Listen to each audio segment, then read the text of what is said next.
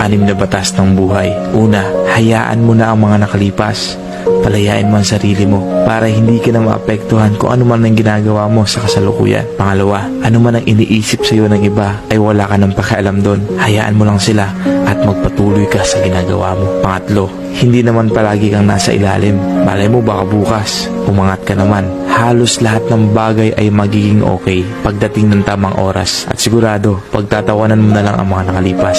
Pang-apat, huwag mong ihugot sa iba ang kasiyahan mo. Hindi responsibilidad ng iba ang iyong kasiyahan, kundi ikaw lang. Ikaw lang ang magpapasaya sa sarili mo. Pang-lima, huwag na huwag mong ikukumpara ang iyong sarili sa iba at huwag mo silang husgahan. Hindi mo alam kung ano ang kwento ng buhay nila at kung ano-ano ang kanilang mga pinagdaanan at ang lakbay na kanilang tinatahak. Pang-anim, humiti ka lang o tumawa ka. Hindi naman ganun kahaba ang buhay para problemahin mo ang sarili mo araw-araw. Enjoy mo lang ang buhay.